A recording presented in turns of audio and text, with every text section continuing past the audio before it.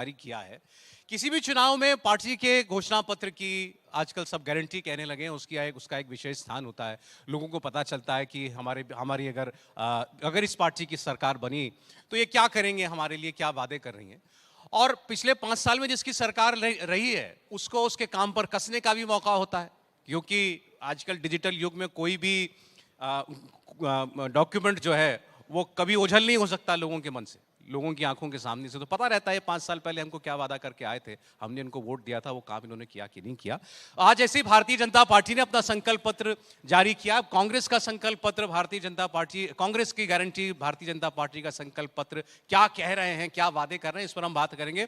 मैं चाहूंगा जोरदार तालियों से स्वागत करें। हमारे बीच में है राजस्थान के सांसद और भारतीय जनता पार्टी के प्रदेश अध्यक्ष सीपी जोशी साहब। सर, स्वागत है आपका हमारे मंच पर। आपने चुनाव के बीच में हमारे लिए समय निकाला, इसके लिए विशेष धन्यवाद आपको। बहुत धन्यवाद आपको। पहले तो आपने आज जो वादा किया है एक बार आपकी जुबानी पहुंच जाए राजस्थान की जनता तक तो ज्यादा अंकित होगा उनके मानस पर। देखिए, भारतीय जनता पार्टी का संकल्प पत्र आज माननीय राष्ट्रीय अध्यक्ष जी ने उसका विमोचन किया और पार्टी ने पूरे प्रदेश भर में सारे संगठनों के साथ, आम जनता के साथ, गांव-गांव, ढाणी-ढाणी जाकर लोगों की राय ली। आपकी राय हमारा संकल्प, इस ध्येय के साथ सिर्फ कागजों का पन्ना नहीं होके वो हमारे लिए पवित्र ग्रंथ है कि हम जो कह रहे हैं वो करेंगे और जो नहीं कहा वो भी प्रदेश के हित में जो करना होगा वो करेंगे।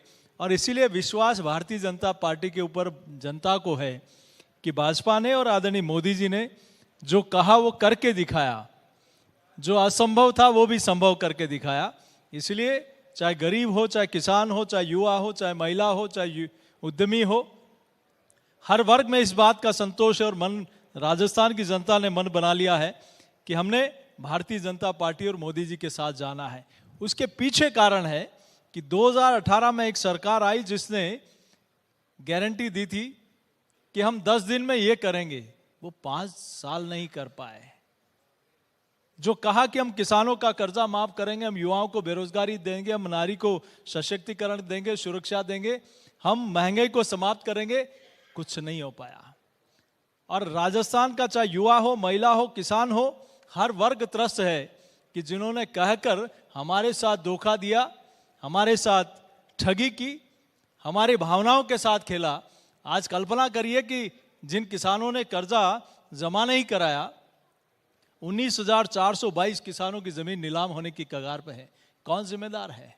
जो किसान आत्महत्या कर रहा है वो मुख्यमंत्री को दोषी कहते हुए कि आपने कहा था कि कर्जा माफ करेंगे, इस वजह से मैंने कर्जा जमा नहीं कराया और आज मैं नहीं जमा करा पा रहा हूं, उसके दोषी आप हैं, ये कहते हुए उसने आत्महत्या की। और एक व्यक्ति, एक किसान नहीं है, ऐसे अनेक किसानों ने आत्महत्या की है। वो युवा आज चिल्ला चिल्ला कर कह रहा है, वो पारिक, कन्हैयालाल पारिक, जिसने पेपर लीक होने के कारण अपने पिता को पत्र लिखा, वो भावुक पत्र, जिसमें वो कह रहा, पिताजी मैं आपके सपनों को पूरा नहीं कर पा रहा हूं, आज मैं आत्महत्या कर रहा हूं। कौन जिम्मेदार है उसका? तो आज न तो इनकी गारंटी जो 5 साल पहले दी थी, जनता पूछ रही पहले उसके बारे में बताइए। आपने कहा था कि महिलाओं की सुरक्षा करेंगे, आज वो बेटियां, महिलाएं चीख चीख कर कह रही हैं कि आप कैसे वोट मांगने जाएंगे। आप ही वो लोग थे जिन्होंने कहा कि ये दुष्कर्म की 56% घटनाएं फर्जी हैं। आप ही लोगों ने कहा कि ये मर्दों का प्रदेश है, इसलिए दुष्कर्म की घटनाएं होती रहती हैं। आप कैसे उस महिला के सामने जाएंगे, कैसे उस बेटी के सामने जाएंगे जिसके साथ ऐसा दुराचार और अत्याचार हुआ है और नमक पर घाव पर नमक छिड़कने का काम आप बार बार किया है। तो ऐसे राजस्थान की जनता स्वाभिमानी जनता है। आपकी गारंटी जो कहा वो करके नहीं दिखाया और उसके बाद आप झूठी गारंटी देते हो। अरे पिता की गारंटी आप बेटा भी नहीं मान रहा है, वो भी कह रहा है कि सरकार रिपीट नहीं डिलीट होने वाली है, तो राजस्थान की जनता क्या विश्वास करेगी? आप सरप्राइज करेंगे। 17 अक्टूबर को इन्होंने जो गारंटी दी थी महिलाओं को मोबाइल देने की, 1,40,00,000 मातृशक्ति को मोबाइल देंगे, 40 लाख पर विचार किया, 17 लाख को दिए, फिर बाकी को कहा कि हम आपको गारंटी कार्ड देंगे। राजस्थान हाईकोर्ट में जोधपुर में इन्होंने हलफनामा दिया, एफिडेविट दिया, लिख कर दिया। कोर्ट ने पूछा कि आप कैसे दोगे, आपका क्या वित्तीय प्रबंधन क्या है? तो इन्होंने वहां लिखित में दिया, हम कोई गारंटी कार्ड नहीं देने वाले, हमारी कोई योजना नहीं है। जनता को आप धोखा देते हो कि हम आपको गारंटी कार्ड देंगे और कोर्ट में जाकर लिख कर देते हो कि हम कुछ नहीं देने वाले, तो जनता समझदार है। इस बार आपको ऐसा धोखा देगी कि जीवन भर आप राजस्थान में आने की सोच नहीं सकते। अच्छा, आप लोग कह रहे हैं हम, आपने बहुत सारे वादे किए हैं किसानों के लिए भी, महिलाओं के लिए भी, युवाओं के लिए भी। कांग्रेस पार्टी ये कहती है कि भाई आप किसी और को देंगे तो क्या, राजस्थान की जनता को क्या देंगे? आपने तो उनका नाम तक चुरा लिया। गारंटी शब्द ये कांग्रेस पार्टी लेकर के आई, वो शब्द चुरा लिया। प्रधानमंत्री ने कहा कि मोदी का नाम गारंटी पूरी होने की गारंटी। अशोक गहलोत कह रहे हैं ये काम कांग्रेस पार्टी का है, गारंटी हम दे रहे हैं, हम पूरा करेंगे। राहुल गांधी लेकर आए थे गारंटी शब्द। आपकी गारंटी बेटा नहीं मान रहा है, आपकी पार्टी के लोग नहीं मान रहे, तो जनता कैसे मानेगी? आपको आपकी पार्टी के विधायक और मंत्रियों ने कहा चोर है। आपकी पार्टी के लोगों ने कहा कि 50% पैसे दिए बिना इस सरकार में काम नहीं होता। आपकी पार्टी के मंत्री और विधायकों ने आपके खिलाफ पैदल मार्च निकाला जयपुर तक कि पेपर लीक में सारे आरोपी है। आपकी पार्टी के विधायकों ने कहा कि ये सारे दुष्कर्मी है, अगर नहीं हो तो आप नार्को टेस्ट कराओ। एक भी माइका लाल अभी तक नहीं आया कि मेरा नार्को टेस्ट करा लो, और वो मंत्री ने रिजाइन करके दूसरी पार्टी से लड़ रहे हैं। आपकी पार्टी ने कहा कि आपके सारे काले कारनामे लाल डायरी में है। इन्हीं के पार्टी के कई विधायकों ने पत्र लिखे, एक नहीं कई पत्र लिखे, और फिर तो लिखते लिखते उनको उल्टा पत्र लिखना पड़ा कि अब तो सुन लो, और सारे भ्रष्टाचार के काले कारनामे हैं। तो जिस सरकार पर इनके कुनबे के लोगों का विश्वास नहीं हो, इनके विधायक और मंत्रियों का विश्वास नहीं हो, इनके विधायक और मंत्रियों ने स्पष्ट कहा कि जिन मुद्दों के आधार पर हम चुन के आए, हम उन पर खरा नहीं उतर पाए, नहीं कर पाए, हम किस मुंह से जनता के बीच में जाएंगे? तो क्या जवाब देगी कांग्रेस पार्टी और मुख्यमंत्री जनता के बीच में? देखिए, मुख्यमंत्री तो सब जगह ये कह रहे हैं कि जनता ने मन बना लिया है और सरकार रिपीट हो रही सच्चा है, जनता ने मन बना लिया है। आपने पूरी बात नहीं सुनी। उन्होंने कहा कांग्रेस जाएगी और भाजपा आएगी, ये मन बना लिया जनता वो ने। कह रहे हैं कि सरकार रिपीट होगी, क्योंकि 30 साल में नहीं हुआ, सब जानते हैं। ये एक परंपरा सी बन गई राजस्थान में, हर 5 साल में सरकार बदलती है। राहुल गांधी आज आए जब जयपुर में, एक इंटरेस्टिंग तस्वीर देखने को मिली। वहां पर अशोक गहलोत साहब, सचिन पायलट साहब दोनों थे। इधर से किसी ने सवाल पूछ लिया, अरे आप तो आज सब लोग साथ में दिखाई दे रहे हैं, क्या बात है? तो वो माइक पर आए, उन्होंने कहा कि साथ दिखाई नहीं दे रहे, साथ हैं। और उन्होंने कहा आगे हम स्वीप कर रहे हैं राजस्थान। अब ये बड़ा दावा है, स्वीप करना, केवल रिपीट नहीं बल्कि रिपीट विथ स्वीप। देखिए, शायद गहलोत साहब वो दिन भूल गए होंगे जब उन्होंने कहा कि ये नालायक है, निकम्मा है, और वो दिन भी भूल गए होंगे कि इन्होंने युवाओं का भविष्य बर्बाद किया, ये भ्रष्टाचारी है, और जयपुर तक मार्च निकाला। तो यह दिखाने को है, लेकिन मैं ये जरूर कह सकता हूं कि राजस्थान की जनता ये सब बहुत तरीके से देख रही है। अब इनके किसी डोंग में, इनकी किसी बात में आने वाली नहीं है, क्योंकि इन्होंने 5 साल तक सिर्फ कुर्सी बचाने के अलावा और भ्रष्टाचार करने के अलावा कोई काम नहीं किया। राजस्थान के विकास को अवरुद्ध कर दिया, राजस्थान की मर्यादाओं को तार तार कर दिया। जो है गौरवशाली राजस्थान का इतिहास है, मीरा पद्मावती, कालीबाई, एक गौरवशाली इतिहास राजस्थान का। वहां रोज उठा के देखोगे, आज 4 साल की बच्ची के साथ दुष्कर्म हो गया, आज एम्बुलेंस में दुष्कर्म हो गया, आईसीयू में दुष्कर्म हो गया, स्कूल में जाती बच्ची के साथ ऐसा हो गया, किसी पति के सामने पत्नी का दुष्कर्म हो गया, और पुलिस उसको दबाने का, आपको आश्चर्य होगा, एफआईआर लॉन्च करने की जगह पीड़िता को न्याय दिलाने की जगह और उसकी प्रताड़ना दी जाती है। तुम कंप्रोमाइज कर लो, ले दे के इस मामले को निपटा लो। क्या ये तरीका है? क्या होना ये चाहिए कि ऐसे भेड़ियों को सख्त से सख्त सजा मिले, ताकि भविष्य में कोई भी मां बहन के सामने ऐसी गलत नजर से देख नहीं सके। ये होना चाहिए सरकार का कदम। बल्कि सरकार के मुखिया ये कहते हैं कि मामले फर्जी हैं। क्या संदेश देना चाहते हैं? पॉलिटिकल बात पहले करते हैं जोशी साहब। आपने अभी कहा कि 5 साल तक ये सरकार बचाने में ही लगे रहे, ये बात तो ठीक है किसी हद तक, लेकिन ये भी तो ठीक है ना कि ये कुर्सी बचा रहे थे तो कुर्सी को हिला तो आप ही रहे थे ना, खतरा तो आप ही लोगों से हो रहा था। सचिन पायलट का प्रकरण हो, उसके बाद क्लोज करने की जगह पीड़िता को न्याय दिलाने की जगह और उसकी प्रताड़ना दी जाती है। तुम कंप्रोमाइज कर लो, ले दे के इस मामले को निपटा लो। क्या ये तरीका है? क्या होना ये चाहिए कि ऐसे भेड़ियों को सख्त से सख्त सजा मिले, ताकि भविष्य में कोई भी मां बहन के सामने ऐसी गलत नजर से देख नहीं सके। ये होना चाहिए सरकार का कदम। बल्कि सरकार के मुखिया ये कहते हैं कि मामले फर्जी हैं। क्या संदेश देना चाहते हैं? पॉलिटिकल बात पहले करते हैं जोशी साहब। आपने अभी कहा कि 5 साल तक ये सरकार बचाने में ही लगे रहे, ये बात तो ठीक है किसी हद तक, लेकिन ये भी तो ठीक है ना कि ये कुर्सी बचा रहे थे तो कुर्सी को हिला तो आप ही रहे थे ना, खतरा तो आप ही लोगों से हो रहा था। सचिन पायलट का प्रकरण हो, उसके बाद जयपुर में जो कुछ हुआ हमने देखा, जिसमें अशोक गहलोत साहब लगभग बागी हो गए, उसमें कहीं ना कहीं भूमिका में पीछे आप ही लोग खड़े थे। हम लोग कहीं नहीं थे, इनका गढ़ टूटा हुआ था, इनके लोगों का आपस में विश्वास नहीं था। आप देखिए कि पहली सरकार है जो अपने जिन एजेंसियों का उपयोग भ्रष्टाचार को रोकने के लिए, अपराध को रोकने के लिए होना चाहिए, वो एजेंसियां अपने ही विधायक और मंत्रियों के जासूसी करने में लगी रही 5 साल कि ये कहाँ जा रहा है, ये किससे मिल रहा है, ये किससे बात कर रहा है। इसका मतलब जब कुनबे के लोगों को, एक दूसरे परिवार के लोगों को एक दूसरे पर विश्वास नहीं, तो उनके ऊपर जनता, राजस्थान की जनता कैसे विश्वास कर लेगी, ये बताइए आप। नहीं, वो तो सचिन पायलट तो अपने समर्थक विधायकों को लेकर गए तो माने सर ना, बीजेपी शासित जहां भी गए हों, लेकिन इनके प्रति अविश्वास था। हमने नहीं कहा, वो इनके खिलाफ गए थे, हमने किसी को नहीं बुलाया। जब आपस में परिवार के मुखिया के खिलाफ परिवार के लोग खिलाफ हो जाएं, तो उसके पीछे कोई कारण होगा, उनके प्रति अविश्वास होगा, या इन्होंने कोई ऐसा किया होगा कि आपस में एक दूसरे के प्रति अविश्वास की भावना पैदा हुई हो। लेकिन अशोक गहलोत ने तो कहा कि वसुंधरा राजे की वजह से मेरी सरकार बची। वो गहलोत साहब कुछ भी कह सकते हैं। उनके अब कहने पर राजस्थान की जनता विश्वास नहीं करती। अच्छा, आज तो बता दीजिए कि वो जो 2020 वाला प्रकरण था वो था क्या। सचिन पायलट से भी हम लोगों ने पूछा, वो भी आजकल कहते हैं कि बात पुरानी हो गई, लेकिन उस वक्त ये सही था कि वो अपने 30 विधायक लेकर मानेसर में बैठे हुए थे, इधर जयपुर में अशोक गहलोत अपने विधायकों को लेकर बैठे हुए थे। आपकी गिनती पूरी नहीं हो पा रही थी क्या? कोशिश तो कर रहे थे सरकार बनाने की। नहीं, हमारी गिनती तो पूरी है, अभी भी जैसी थी वैसी है। लेकिन आप ये देखिए कि जिस कोविड पैंडेमिक में राजस्थान की जनता को सरकार और कांग्रेस के लोगों, पार्टी में सत्ता में बैठे लोगों का साथ चाहिए था, उस संकट में 5 स्टार होटलों में बैठे हो। इसका मतलब जो साथ है उन पर भी विश्वास नहीं है आपको। आप इस पैंडेमिक में अगर भारतीय जनता पार्टी के कार्यकर्ता सड़क से लेकर हॉस्पिटल तक अपनी जान हथेली पर लगकर, कोई अगर वहां जनता की सेवा में लगे हुए थे, वो सिर्फ और सिर्फ भारतीय जनता पार्टी के लोग लगे हुए थे। जिम्मेदारी थी सरकार की, लेकिन ऐसे समय में अपने घर की लड़ाई में सरकार सारी चीजें भूल गई, जनता का दुख दर्द भूल गई और 7 स्टार होटल में आराम कर रहे थे। क्या आपकी जिम्मेदारी नहीं बनती कि इस संकट के समय जनता के साथ खड़ा रहने की? क्या आपकी जिम्मेदारी नहीं बनती कि जो भूखा है उसको कुछ खाना खिलाने की?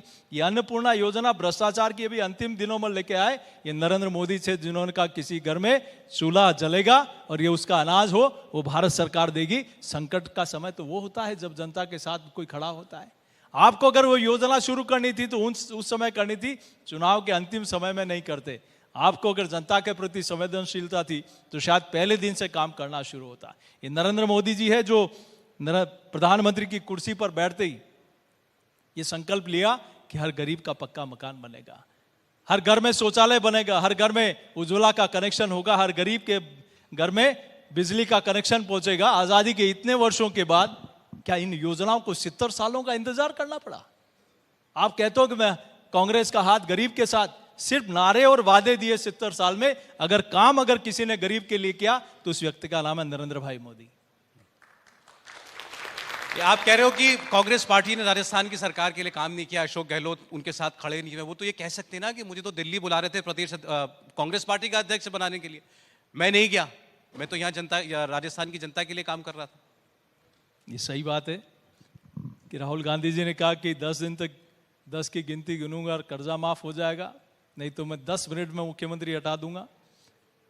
3 साल बाद, 2.5 साल बाद उनके कहने के बाद कहते हैं कि भैया तुम कौन हो मुझे हटाने वाला है, तुम्हारी भी व्यवस्था मैं करता हूँ, यहाँ से तुम्हारी भी पार्टी मैं चलाता हूँ देश की। तो ये आंखें दिखाने लग गए हाईकमान को। जो अपने हाईकमान के नहीं हुए वो राजस्थान की जनता के क्या होंगे? जो जिन्होंने आपको खड़ा किया, जिन्होंने आपको बनाया, वो उनके नहीं हुए भ्रष्टाचार जिसके भी कारण, तो वो राजस्थान की जनता के कैसे हो सकते हैं? आजकल तो पूरा गांधी परिवार राजस्थान में आया हुआ हम देख रहे हैं। सोनिया जी, राहुल जी, प्रियंका जी भी आने वाली हैं, सुना है। बुलाया गया है, बुलाया गया है। आप लोगों ने प्रचारित किया, कहां है राहुल गांधी? आ नहीं रहे। लोग कह रहे थे कि राहुल गांधी इनका मुंह नहीं देखना चाहते, राहुल गांधी मीटिंग से उठकर चले गए।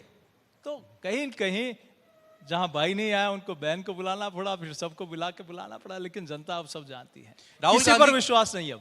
नहीं, लेकिन राहुल गांधी मोदी जी को कह रहे हैं कि मैं इनको दिखाऊंगा कि राजनीति कैसे होती है। अडानी की जेब में पैसा डालने से नहीं होती, गरीब की जेब में पैसा डालने से राजनीति होती है, ये मैं इनको बताऊंगा। तो मैं उनको बताना चाहता हूं कि आज़ादी के 60 साल में जितने गरीब के आवास नहीं बने, उससे ज्यादा मोदी जी ने 9.5 साल में बनाया है। आजादी के साथ मैं रिकॉर्ड के साथ कह सकता हूं, राहुल गांधी जी आए, मैं तो एक छोटा सा कार्यकर्ता हूं भारतीय जनता पार्टी का, और अपना रिकॉर्ड लेके आए कि आपने क्या किया 60 साल में। आखिर इन गरीब का मकान क्यों नहीं बना, गांव में सड़क क्यों नहीं पहुंची, पीने का शुद्ध पानी क्यों नहीं पहुंचा, उस घर में बिजली का कनेक्शन क्यों नहीं पहुंचा, वहां उज्ज्वला का कनेक्शन क्यों नहीं पहुंचा, हर महिला का और व्यक्ति का बैंक में खाता क्यों नहीं खुला। पहले क्या होता था, राजीव गांधी जी ने कहा मैं दिल्ली से 1 रुपया भेजता हूं, गांव में पहुंचते पहुंचते 15 रुपया पहुंचता है। लेकिन आज मोदी जी गरीब के हक का पैसा दिल्ली से 100 रुपया भेजते हैं तो 100 का 100 रुपया घर पे पहुंचता है। चाहे नरेगा का मजदूर हो, चाहे पेंशनधारी हो, चाहे प्रधानमंत्री आवास बनाने वाला हो, चाहे कोई भी योजना हो जो केंद्र सरकार की, वो सीधा पैसा उनके खाते में पहुंचता। क्या इनको नहीं पता था कि हम इसके लिए कुछ विचार करें?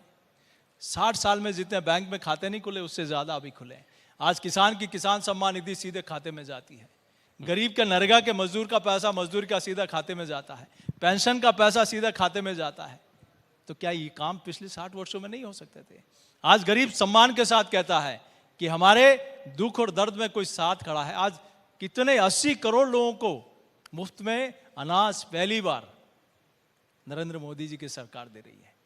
तो वो कहते हैं यही विफलताओं का प्रमाण है। 80 करोड़ लोगों को आज भी उनको घर में राशन देना पड़ रहा है सरकार को। फिर क्या किया 10 साल? इंटरनेशनल मॉनेटरी फंड कहता है कि भारत की अर्थव्यवस्था जिस देश से हमें गुलाम बनाया था उसको भी पछाड़कर हम 5वीं पोजीशन हो गए, और आने वाले 3 सालों में हमारी 3री पोजीशन होगी।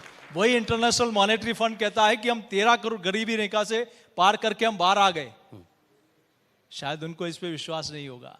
उनको तकलीफ इस बात की होती है कि पहले अंतर्राष्ट्रीय मंचों पर आप ही सब लोगों के सामने हमारे प्रधानमंत्री जी जो पूर्व में थे उनको कहीं धक्का लगा दिया जाता था, लेकिन वो उफ तक नहीं बोलते। लेकिन आज दुनिया के मंच पर हमारे प्रधानमंत्री जी के दूसरे राष्ट्राध्यक्ष पैर छूते हैं, ये 140 करोड़ लोगों का गर्व बनता है।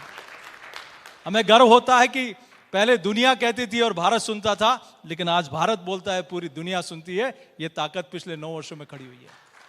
लेकिन ये तो कांग्रेस पार्टी का कल्चर था, हाई कमान कल्चर, हर चीज केवल दिल्ली से, हर चीज एक परिवार। आप परिवार नहीं है तो व्यक्ति हो गया, व्यक्ति विशेष हो गया आपकी पार्टी में, सब कुछ दिल्ली से चलता है, वहीं से तय होता है। अब कांग्रेस पार्टी ये कहती है भी मुख्यमंत्री तो मोदी जी नहीं बन जाएंगे, चेहरा आप लोगों ने दिया नहीं है, कौन करेगा यहाँ जनता का काम? उनसे बड़ा चेहरा और कौन सकता है? न सिर्फ हिंदुस्तान में बल्कि दुनिया में आज युद्ध होता है तो वहां भी दुनिया देखती है कि मोदी जी हैं जो इसको युद्ध को विराम करा सकते हैं। आज इस कल्पना कर सकते हैं कि हम कि उन 2 देशों में युद्ध होता है और देश के प्रधानमंत्री फोन करते हैं और तिरंगा लगी हुई गाड़ियां सुरक्षित हिंदुस्तान लौटकर हमारे 20,000 भाई बहन आ जाते हैं। ये ताकत पहली बार हिंदुस्तान ने देखी है। ये पहली बार हिंदुस्तान ने ताकत देखी है कि दुनिया के ताकतवर मुल्कों के राष्ट्राध्यक्ष कहते हैं कि prime minister Modi is Bose. ये कोई सामान्य बात नहीं है, ये सम्मान देश के 140 करोड़ लोगों को पहली बार मिल रहा है।